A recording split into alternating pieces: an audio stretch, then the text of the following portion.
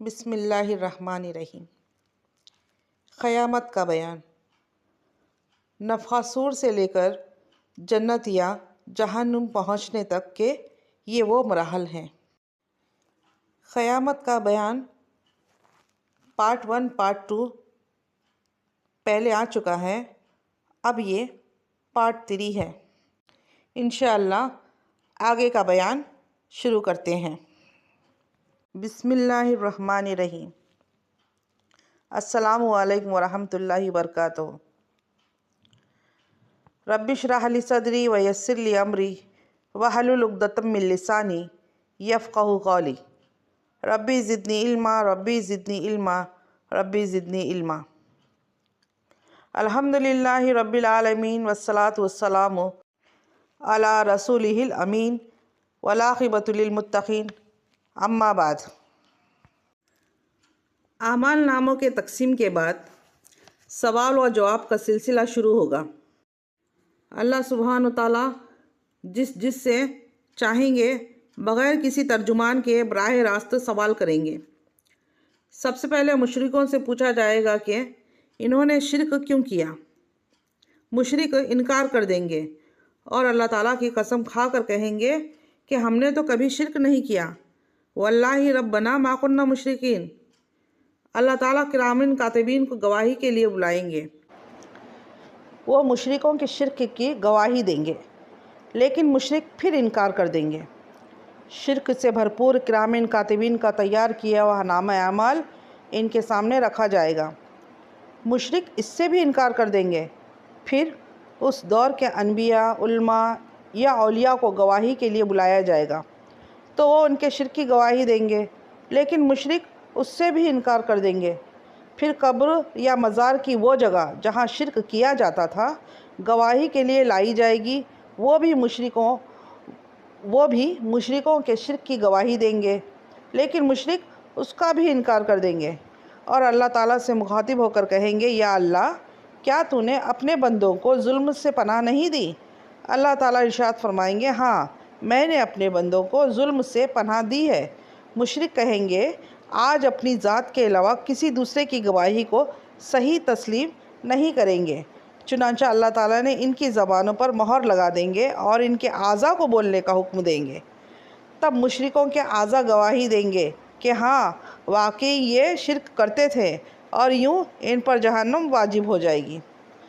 مشرک اپنے اعضاء کو لعن طعن کریں گے کہ ہم تو تمہیں جہنم سے بچانے کی کوشش کر رہے تھے۔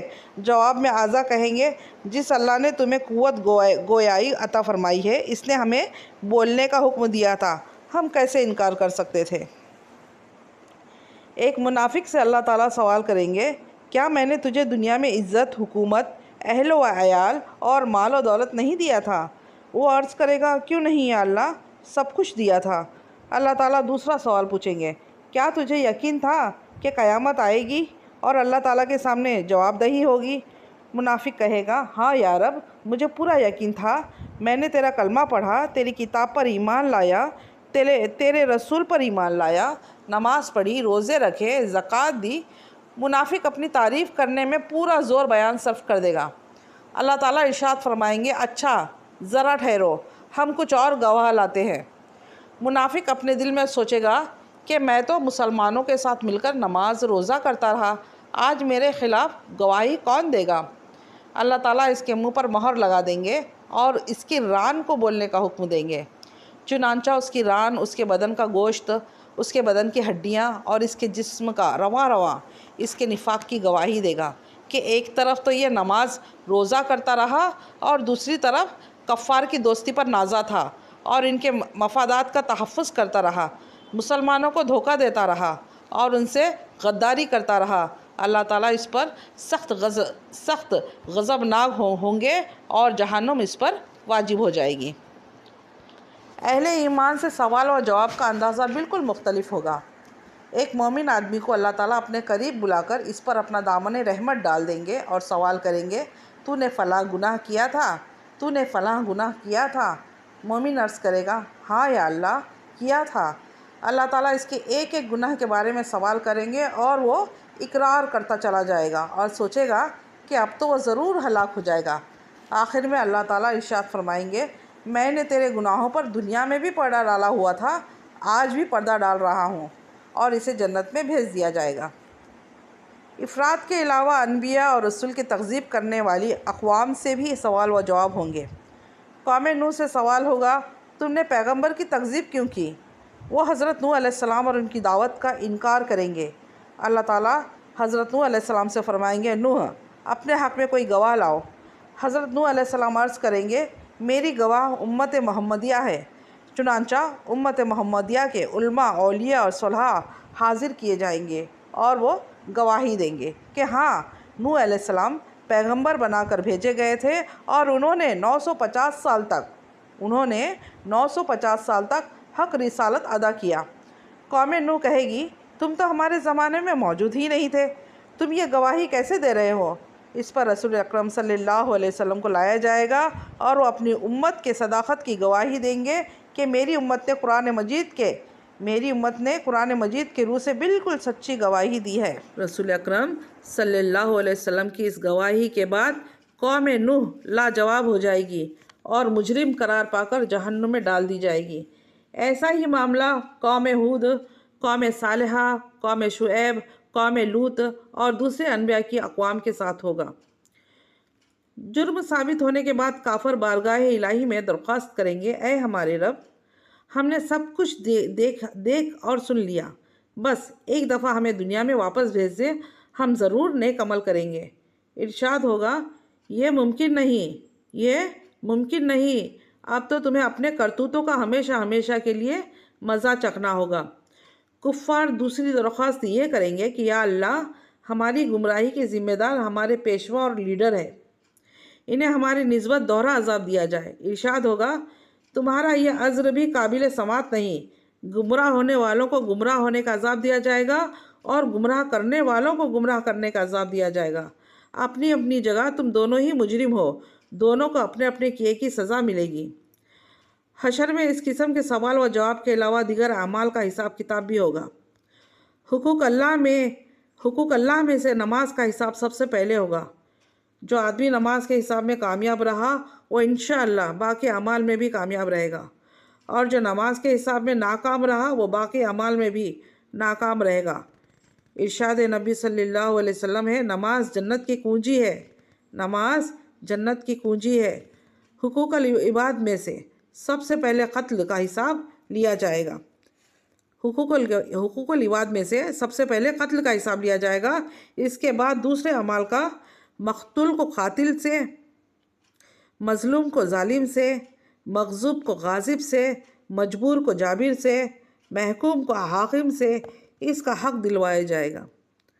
اللہ تعالیٰ اعلان فرمائیں گے، میں بادشاہ ہوں اور حقوق دلوانے والا ہوں۔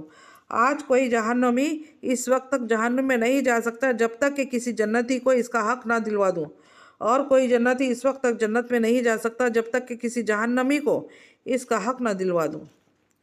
چھوٹے سے چھوٹے ظلم اور معمولی سے معمولی زیادتی کا حق بھی اللہ تعالیٰ حقدار کو دلوا دیں گے، دلوا کے چھوڑیں گے۔ اگر کسی نے پیلو کی ٹہنی کے برابر کسی کا حق غصب کیا ہوگا یا کسی کی بے عزتی کی ہوگی تو اللہ تعالیٰ اس کا بدلہ بھی دلوا دیں گے۔ اگر کسی نے کسی جانور پر ظلم اور زیادتی کی ہوگی تو اس جانور کا بدلہ بھی اللہ تعالیٰ لے کے چھوڑیں گے۔ حتیٰ کہ اگر کسی جانور نے کسی جانور پر ظلم کیا ہوگا تو ان جانور کو بھی ایک دوسرے سے حقوق دلوانے کے لیے زندہ کیا جائے گا، اور مظلوم جانور کو ظالم جانور سے بدلہ دلوایا جائے گا۔ اس کے بعد انہیں دوبارہ مرنے کا حکم دیا جائے گا۔ بدلہ یا حقوق کی ادائیگی نیکیوں کے ساتھ ہوگی۔ بدلہ یا حقوق کی ادائیگی نیکیوں کے ساتھ ہوگی۔ ظالم نے مظلوم پر جتنا ظلم کیا ہوگا اس کے برابر اس کی نیکیاں لے کر مظلوم کو دی جائے گی۔ اگر ظالم کے نامہ اعمال میں نیکیاں نہیں ہوگی تو پھر مظلوم کے گناہ ظالم کے سر پر ڈال دیے جائیں گے۔ حقوق لینے اور دینے کے بعد تمام انسانوں کے نامہ اعمال اپنی آخری شکل میں وزن ہونے کے لیے تیار ہو جائیں گے، اور تمام حجت کے لیے میزان قائم کیا جائے گا۔ میزان میں جن لوگوں کی نیکیوں کا پلڑا بھاری ہوگا وہ کامیاب قرار پائیں گے اور جنت میں جائیں گے، اور جن کی برائیوں کے پلڑے بھاری ہوں گے وہ جہنم میں جائیں گے۔ بعض لوگوں کی میزان میں ایک نیکی کی زیادتی ایک نیکی کی کمی ان کی جنتی یا جہنمی ہونے کا فیصلہ کر دے گی۔